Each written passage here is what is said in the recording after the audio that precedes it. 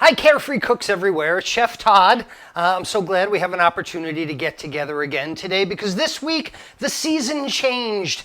Here in the Northern Hemisphere, all my friends in Sydney, Australia are saying, well, what are you talking about, mate? No, here in the Northern Hemisphere, the seasons are changing, and that means your food has to change also. And that means I keep jumping on here live because I feel a sense of responsibility. This could be a tough transition for you, moving from summer to fall foods and fall cooking. So that's why I'm always jumping on here trying to give you little tidbits of information and tips that I've learned over the years that can help you make this summer to fall transition even better. And today I want to talk about squash, whatever the plural is, okay? We're going to talk about the difference between a summer squash and a winter squash today because I'm getting a lot of those questions, and here's a lot of the differences right off the bat. The winter squash, you can tell immediately because they're a lot tougher, right? They're a lot harder. This is a very slow growing squash. These things take 120 to 150 days on the vine to grow.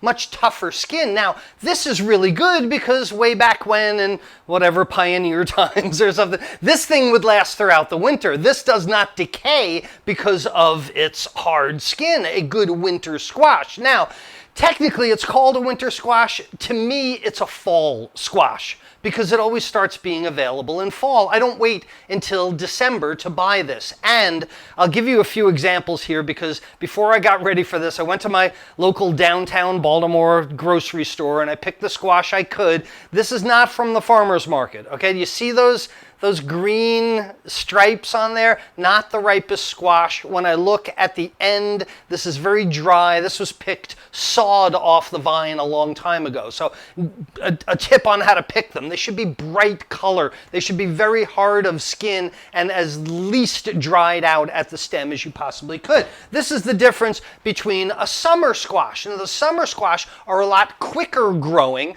They have much thinner skins. You could take a bite out of a summer squash that I would not recommend doing unless you want to lose some teeth on those winter squash. These things spoil a lot more quickly and they grow a lot more quickly. They only spend about 40 to 60 days on the vine, but they also call for such dramatically different cooking methods. The summer squash, like I said, I could just bite into it. The summer squash, I'm going to cook very quickly probably. These are great in a saute, julienned into strips and sauteed in a pan. Quick, conductive cooking. I used to cut these into planks, dress them with olive oil and herbs, and then lay the planks on a grill and grill mark them. They were beautiful. I make a lasagna that way, a thin plank. I have a mandolin and I cut them paper thin, grill them, and then layer them for a lasagna is really, really cool. But these are the things that you want: quick, conductive, direct heat, intense cooking methods. If you cook them at all, you could make a slaw out of these.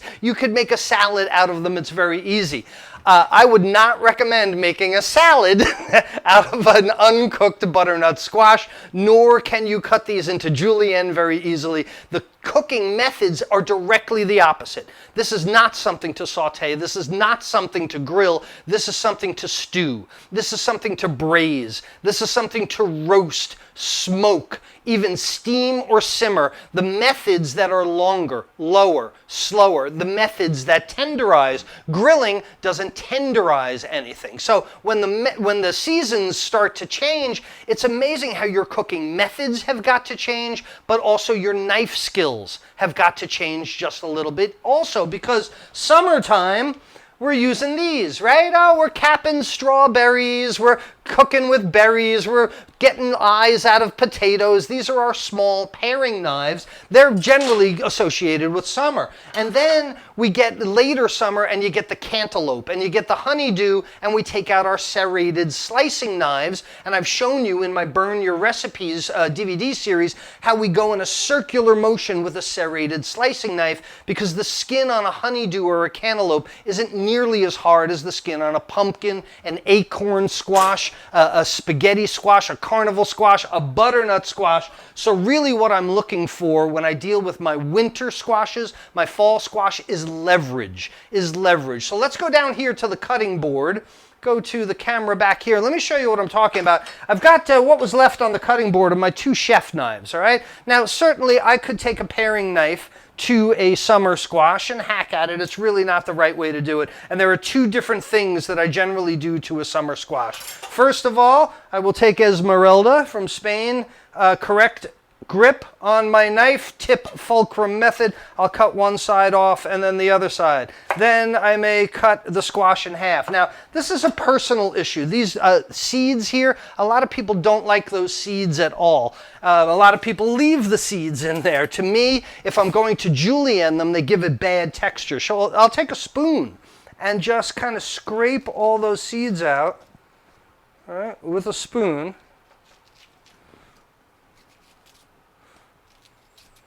Like that, okay? And now I've got myself a little boat, and that is good enough to cut in half there. And then 2, 3, 4, 5, 6, 7, 8. I can cut strips out of that way. The thinner julienne I was talking about with my tip fulcrum method, I can cut that way as well. All right, really easy to cut those quickly. Same thing with my green zucchini, the summer squash, easy to cut with the tip fulcrum method. Now, when I get to my fall squashes, my winter squash, I don't think I'm going to be able to cut slices out of this. Plus, I just mentioned, a julienne yellow squash will cook very quickly in saute or on the grill. The butternut squash won't. What I'm going to have to do is either roast this in the oven, or I'm going to have to steam it or use it in one of those methods. And this is where the leverage of your chef's knife comes into play, because I'm going to plunge the tip of the chef's knife into the butternut squash like that, wing, wing, wing, wing, wing, wing, and pull back on it, okay?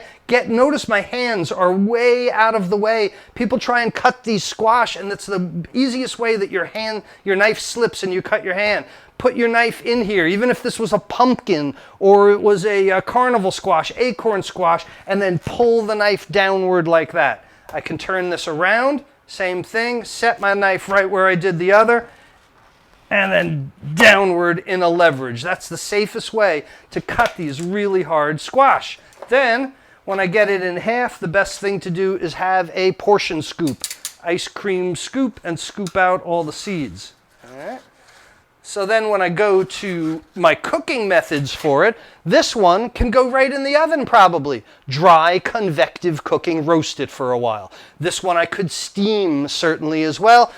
So I could brush it with butter. That would go right into the oven. Now this other one that I have, let's say we wanted to use a moist cooking method.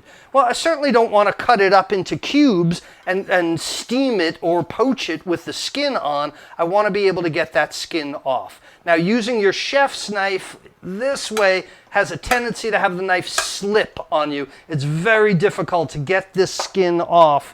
You see, I'm going to be here all day doing this. But if you have yourself a nice new peeler, one that's sharp, you can use this method as if it were a paring knife, right? Paring knife uses a choke grip like this and pushes items past the blade. You can use your peeler. Look at that. Much easier than using the chef's knife. And then once I get it all peeled, then I can cut it into cubes or anything else I want to subject it to steaming. All right.